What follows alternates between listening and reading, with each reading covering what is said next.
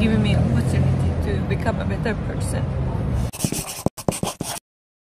জাপানি সাবেক blue film তারকা রেলিন ব্ল্যাক, যার আসল নাম কাই আসাকুরা, সম্প্রতি ইসলাম ধর্ম গ্রহণ করেছেন। 2024 সালের মাঝামাঝি সময়ে মালয়েশিয়া ভ্রমণের সময় এক মুসলিম বন্ধুর সঙ্গে সাক্ষাৎ এবং পুত্রজায়ের একটি মসজিদ পরিদর্শন করে তার মনে তা গভীর প্রভাব ফেলে, যা তাকে ইসলাম ধর্ম সম্পর্কে জানতে উদ্বুদ্ধ করে। জাপানে ফিরে এসে তিনি কোরআনের অনুবাদ পড়া ও ইসলামিক স্কলারদের বক্তব্য শোনার মাধ্যমে ধর্মটি সম্পর্কে গভীরভাবে জানার চেষ্টা করে।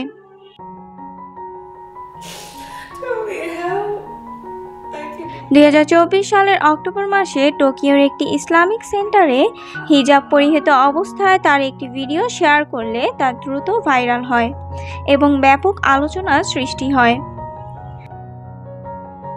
তার এই সিদ্ধান্তে অনেকে সমর্থন জানালেও পূর্ববর্তী পেশার কারণে কিছু সমালোচনাও রয়েছে। 2025 সালের শুরুর দিকে তিনি তার পারিবারিক বাড়িতে নামাজের জন্য একটি বিশেষ স্থান গড়ে তোলার ছবি শেয়ার করেন। বর্তমানে তিনি সামাজিক যোগাযোগ মাধ্যমে সক্রিয় থেকে অন্যদের অনুপ্রাণিত করছেন, দেখাচ্ছেন যে প্রকৃত আত্মিক পরিবর্তন যে কারো জীবনেই আসতে পারে। তার এই যাত্রা প্রমাণ করে যে অতীত যেমনই হোক না কেন, শান্তি ও জীবনের সত্যিকারের উদ্দেশ্যের পথে ফিরে আসার দরজা সবসময় খোলা থাকে।